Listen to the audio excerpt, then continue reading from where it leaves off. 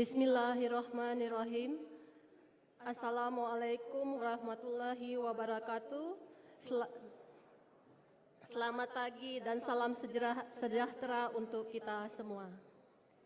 Yang saya hormati Rektor dan para Wakil Rektor Universitas Tanjung Pura, Ketua, Sekretaris, dan para anggota Senat Universitas Tanjung Pura, Gubernur Provinsi Kalimantan Barat atau yang mewakili, Bupati dan Wali Kota di seluruh Provinsi Kalimantan Barat atau yang mewakili, Forkopimda Provinsi Kalimantan Barat, Forkopimda Kota Pontianak, para pejabat struktural dan sivitas akademika Universitas Tanjung Pura, para keluarga dan tamu undangan yang berbahagia.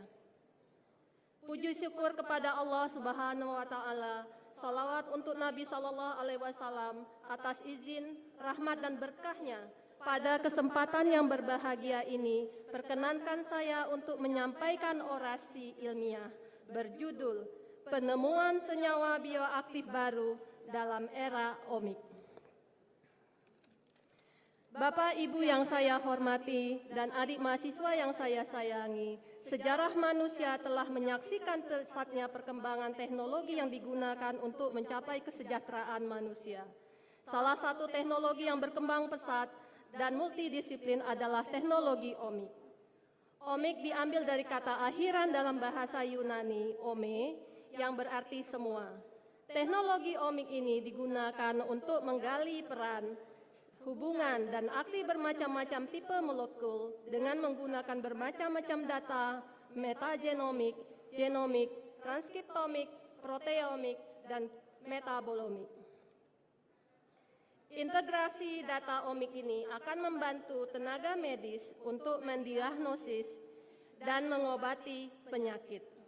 Metagenomik bisa digunakan untuk bioremediasi daerah tercemar.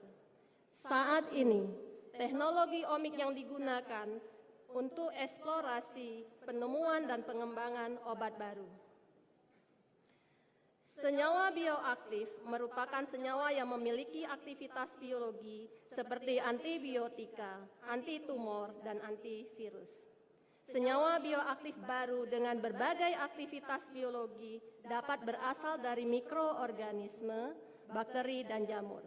Contohnya adalah Streptomyces griseus yang menghasilkan antibiotika streptomycin.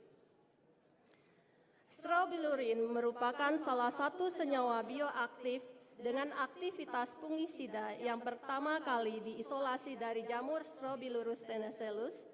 Strobilurin telah menginspirasi munculnya turunan senyawa strobilurin, contohnya azostristobin, yang banyak digunakan pada bidang pertanian karena dapat mengendalikan penyakit downy mildew atau powdery mildew.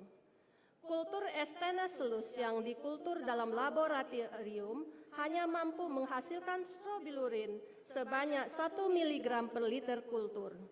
Jumlah ini tentunya tidak memadai untuk mencukupi kebutuhan para petani.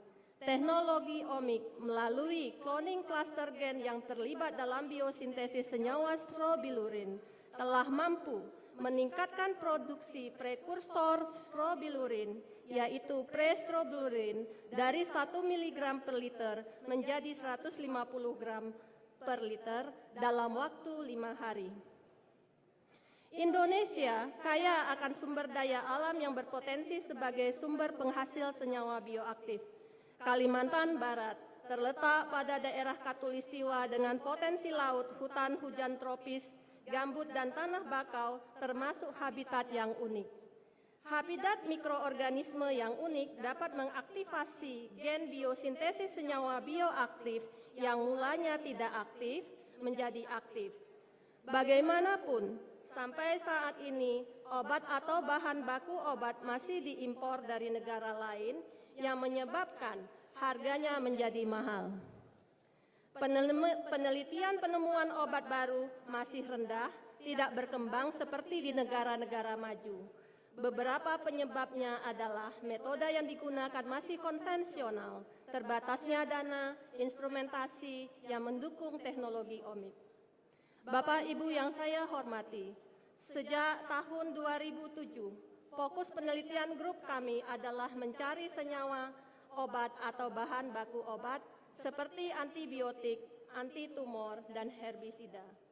Strategi yang digunakan adalah kombinasi teknologi omik, OSMAT, One Strain Many Compound, dan teknologi konvensional. Kami telah mengoleksi 400 mikroorganisme dari bermacam-macam habitat yang unik, seperti rumput laut, spon, koral, sedimen laut, tanah hutan bakau, dan gambut dari seluruh wilayah Kalimantan Barat. Beberapa mikroorganisme telah di-screening aktivitas biologinya dan dianalisis metabolomik, dan telah diketahui pula urutan DNA genomnya. Dari hasil analisis DNA genom menggunakan anti-SMAS yang menunjukkan bahwa hampir 50% klaster gen biosintesisnya dikategorikan baru.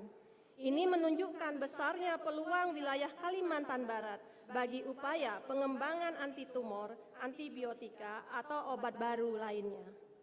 Hal ini juga diperkuat dari hasil analisis metabolomik bahwa banyak ditemukan berat molekul senyawa yang belum terdaftar di database senyawa bahan alam, yang mengindikasikan bahwa kemungkinan adanya senyawa bioaktif baru.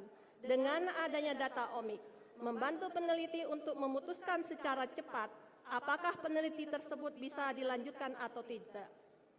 Pekerjaan rumah terbesar kami saat ini adalah membuktikan keberadaan senyawa bioaktif tersebut dengan cara mengisolasi senyawa tersebut dari kultur bakteri yang terpilih. Di laboratorium luar negeri, untuk mengisolasi senyawa bioaktif bukan hal yang memakan waktu yang lama dan sulit, karena dukungan tersedianya alat dan anggaran yang cukup, yang tentunya ini berbeda dengan laboratorium kami yang terbatas dalam hal peralatan dan anggaran. Pengujian sampel dengan mengirimkan sampel ke laboratorium lainnya tentunya memerlukan waktu yang cukup lama karena panjangnya antrian. Meskipun penelitian tentang penemuan senyawa bioaktif untuk mendapatkan obat baru merupakan suatu penelitian yang berliku dan memakan waktu yang lama, apalagi dengan keterbatasan alat yang belum memadai. Hal ini tidak membuat saya putus asa, karena hasil bukanlah tujuan utama, tetapi proses untuk mencapai tujuanlah yang paling utama. Tentunya kita berharap tidak akan terus tertinggal dengan teknologi dan riset dari negara maju. Salah satu cara untuk mengatasi ini adalah melakukan kerjasama dan berkunjung ke berbagai instansi baik di dalam dan di luar negeri, seperti Badan Riset Inovasi Nasional Indonesia, Leibniz Universitas Hannover, Jerman, University of Bristol, UK, University of Michigan, USA, George August Universitat Göttingen, Jerman, dan Oregon State University, USA. Kami menyadari bahwa bagaimanapun semua riset membutuhkan uluran tangan, kerjasama yang baik antara para peneliti dan pengguna atau stakeholder tentu akan secara langsung atau tidak langsung mempercepat pertumbuhan dan perkembangan daerah. Bapak Ibu hadirin yang saya hormati, kerjasama yang cukup banyak dengan pihak laboratorium di universitas di luar negeri tentunya tidak serta-merta menyelesaikan permasalahan riset di grup kami.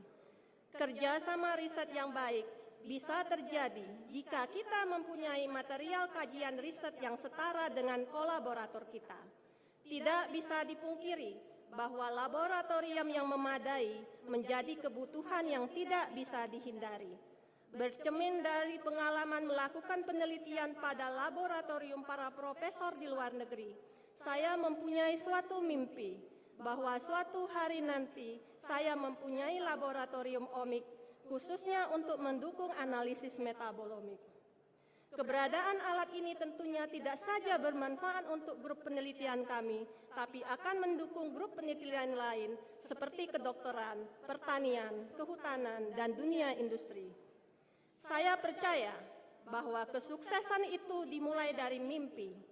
Saya mempunyai mimpi untuk bisa memperkenalkan karakteristik lokal ke dunia internasional melalui publikasi hasil riset pada jurnal internasional. Dengan keterbatasan alat, dana, pengetahuan, dan kemampuan bahasa Inggris, maka terbitlah satu artikel dengan judul chemical characteristic and microbiological safety of commercial fermented ale-ale from West Kalimantan, Indonesia pada Jurnal Fishery and Aquatic Sciences tahun 2010. Saya mengucapkan terima kasih kepada Ibu Dr. Entin Daniningsih dari FKIP Untan untuk proofread artikel tersebut, dan Rektor Universitas Tanjung Pura periode 2007-2011 Bapak Profesor Dr. Haji Khairil Effendi MS yang telah memberi bantuan dana untuk biaya publikasi. Saya juga pernah bermimpi apakah saya bisa keluar negeri dengan biaya dan sponsor tanpa TOEFL dan IELTS. Akhirnya mimpi ini terkabul juga dengan berangkatnya saya ke Life Science Institute University of Michigan USA selama 6 bulan yang dibiayai oleh US Civilian Research and Development Foundation. Oleh karena itu, saya selalu mengajak kepada mahasiswa saya untuk mempunyai mimpi dan menjadi orang yang berilmu, bukan menjadi bejana ilmu.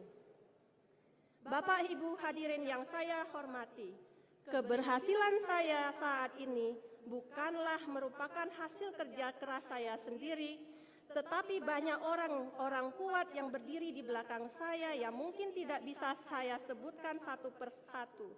Semoga Allah Subhanahu wa Ta'ala membalas kebaikan Bapak dan Ibu semuanya. Mohon maaf atas segala kekurangannya. Asam glutamat penyedap rasa digunakan untuk masak bersama-sama. Demikian orasi ilmiah dari saya. Terima kasih atas perhatiannya.